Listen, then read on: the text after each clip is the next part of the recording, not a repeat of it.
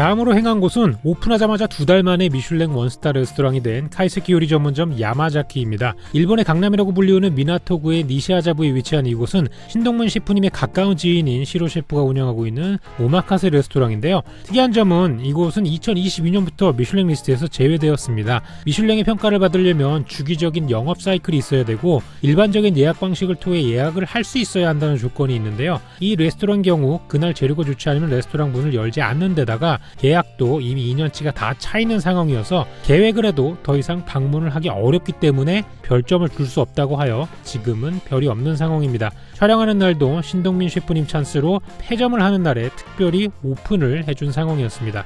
웰컴주로 맥주를 받았는데 다른 무엇보다도 잔이 엄청나게 인상적이었습니다. 나중에 물어보니 잔 가격만 20만원 가까운 잔이라고 하더라고요. 일반 맥주잔처럼 두껍고 뭉툭하지가 않고 얇고 날렵해서 맥주향을 훨씬 더 느끼기가 쉬웠습니다. 맥주는 평범한 맥주였는데 잔 하나에 음료 맛이 이 정도로 바뀔 수 있다라는 생각이 들더라고요. 실제로 와인 시음을 할 때도 잔의 두께나 형태가 굉장히 중요한 요소인데 제가 모르던 것들을 알게 되니 신기한 경험이었습니다. 신기하네. 맛있지?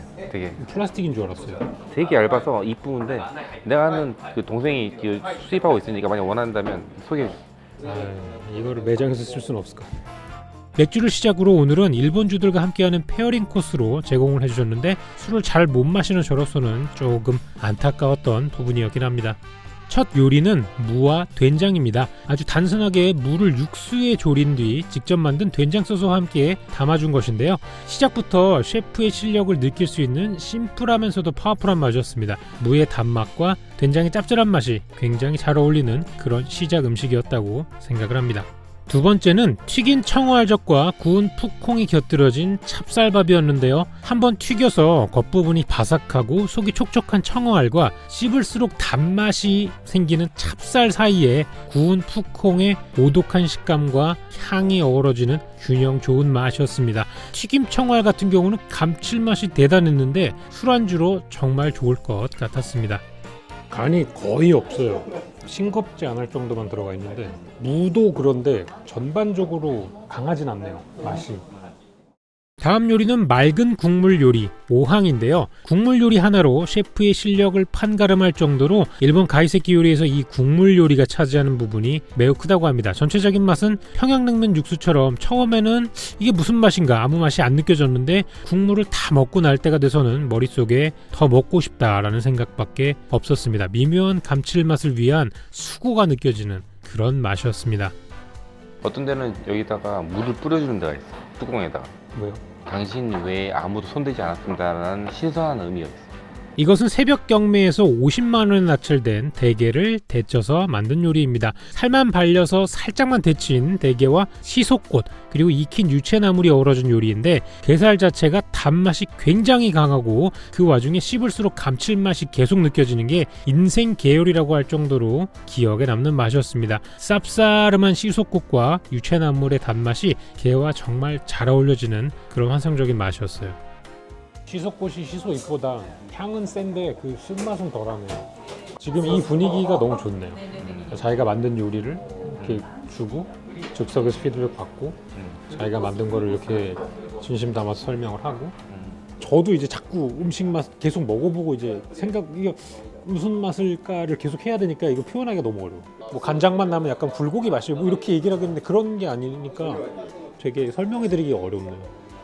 이번에 먹어볼 것은 보거의 정소를 사용한 요리입니다. 일본에서는 보거 정소가 손에 꼽는 고급 식재료 중에 하나라고 하는데요. 육수에 익혀서 나온 보거 정소의 식감은 쫀득한 순두부 같은 느낌이었습니다. 담백한 흰살 생선의 감칠맛이 꾹꾹 눌러담긴 그런 맛이 났습니다. 약간 찹쌀떡 같기도 하고 쫀득쫀득하면서 구워가지고 겉에 바삭바삭한 부분이 또 식감이 다르고 맞아. 이것도 세고 이것도 세니까 이제 생강으로 어느 정도 커트하고 깔끔하게. 이 꿀타요처럼 생긴 것은 돼지고기 튀김입니다. 돼지고기를 오랜 기간 졸여 만든 가쿠니라는 조림 요리를 한번 튀겨서 맛소스와 함께 먹는 요리인데요. 안에 들어있는 돼지고기 가쿠니 자체가 굉장히 부드럽고 녹아내리는 맛이라 바삭한 튀김 껍질과 대비되는 맛이었습니다. 돈가스와는 차원이 다른 종류의 돼지고기 튀김이에요. 그리고 특이한 음식이 하나 나왔는데 자라입니다. 솔직히 자라 요리 확실히 거부감이 있었는데 일본은 자라 육수를 자판기에서 팔 정도로 자라 요리가 대중화가 되어 있더라고요. 식감은 마치 족발의 껍질 있는 부분을 먹는 것처럼 쫄깃쫄깃한 느낌이었고 맛 자체는 닭가슴살처럼 양념이 없다면 그냥 무맛에 가까운 그런 맛이었습니다.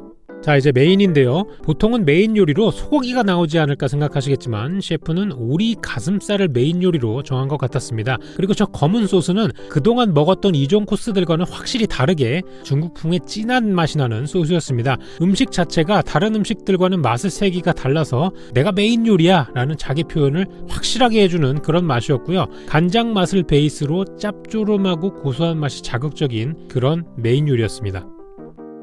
앞에 있던 게 되게 그냥 은은하게 이렇게 치는 맛이면 이건 그냥 확 때리는데. 즐거운 시간입니다. 좋다. 그래서 요리가 다 끝난 줄 알았는데 뭘 계속 만들어 주시더라고요. 이건 아까 먹었던 대게의 살들을 모아서 만든 스프입니다. 게 자체의 자연스러운 단맛이 매우 강했는데요. 맛이 단 음식을 먹으면 포만감이 해소되고 소화를 촉진시켜주는 그런 효과가 있는데 아무래도 뭔가 더 나올 것 같은 느낌이 들었습니다. 자, 또 밥이 나왔는데 얘는 새우밥입니다. 호프에 잘 나오는 그 민물새우 튀김? 그것과 함께 지은 밥이라고 보시면 되는데 일본인들 소식한다는 거 진짜 다 거짓말이 아닐까 하는 생각이 들었습니다. 이거 먹고 또 고기 먹어야 되니까. 이거 왜 다 오늘에 집어넣으신 거죠? 내가 많이 먹을 때는 하루에 5끼 먹어. 좀 과한데요. 맞지?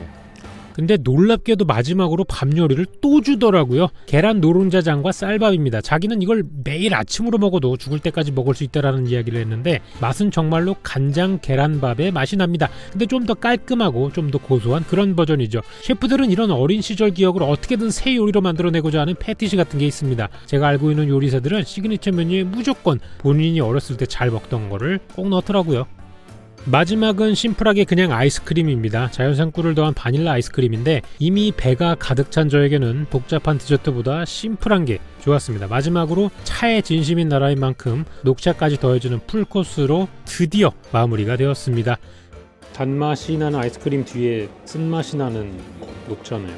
쓴맛을 잘 다루는 셰프는 정말 요리 잘하는. 신맛을 잘 다루는 셰프도 요리를 잘하는 셰프 아니었나? 쓴맛을 다루는 셰프는 더 잘하는 셰프. 쓴맛이 어렵지. 나도 이빨. 나도 배부르다. 완전 배부르네. 근데 이렇게 많이 먹는데 이제 다음 코스가 또 있다 이거죠. 좀 많이 걷죠? 많이 좀 걸어야 될 것 같습니다. 네. 근데 뭐 이런 기회가 흔치 않으니까 또 언제 오겠습니까?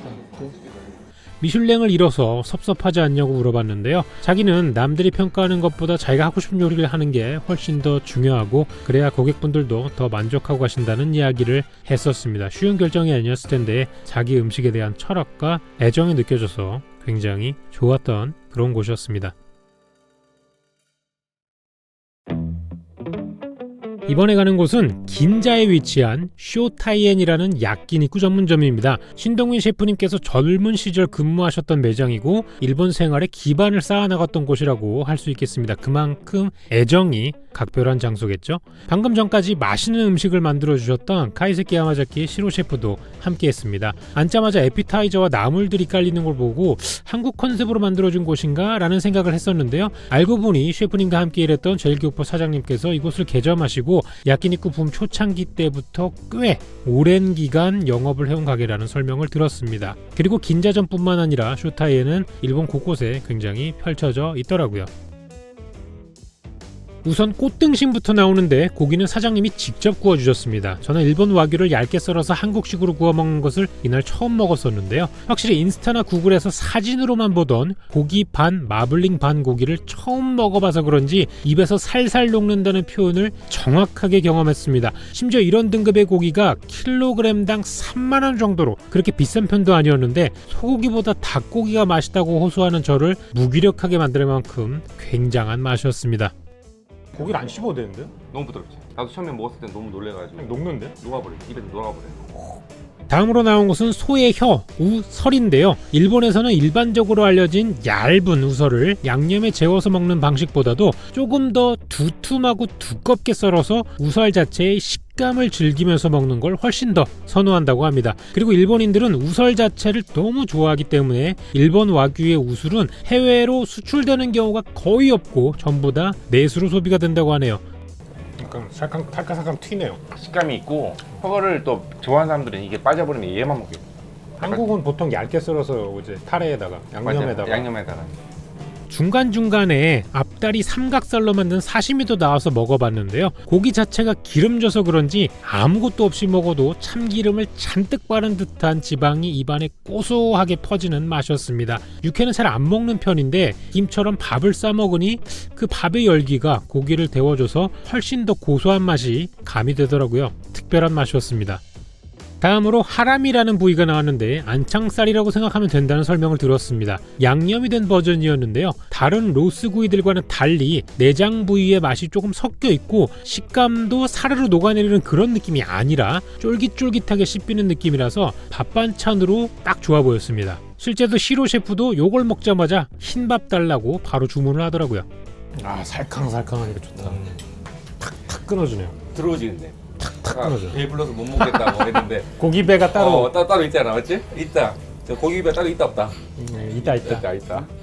얘는 정확히 기억이 안 나는 상황인데 등심의 양념 버전으로 생각이 됩니다. 기름 자체가 워낙 많아서 거의 고기방 지방반이라고 보시면 될 것 같아요. 일본 고깃집에 가면 항상 내장 부위를 같이 팔곤 하는데요. 호르몬이라고 하는 뭐 곱창, 대창이나 양 같은 부위도 잘 즐겨 먹는 걸 보면은 확실히 구운 고기는 어느 나라에나 인기가 있는 것 같다라는 생각이 들었습니다. 간만에 추억의 매장에 오셔서 신동민 셰프님도 즐거워하시고 사장님도 함께 즐거워하는 공간에 있어서 그런지 저도 덩달아 기분이 업돼서 배가 굉장히 부른 상황임에도 밥을 맛있게 먹었습니다. 그냥 편하게 드시는 데는 가장 좋았다고 이야기 드리면서 마무리 짓도록 하겠습니다. 라면 먹을래? 라면 냉면? 여기는 가스오부시 육수로 내가 닭 육수로 해가지고 만든 냉면이 있어. 그또 이게 또 은근히 미묘하게 먹진 않겠습니다. 그만 먹었으면 좋겠어. 또 맨날 라면 인기 마셔. 자, 간발에 마셔. 자, 자동차 다 드셨으니까 자, 일어나겠습니다. 하나, 둘, 셋. 아이스. 뭘 간발이 마셔요. 간발에 마셔. 라면 됐네.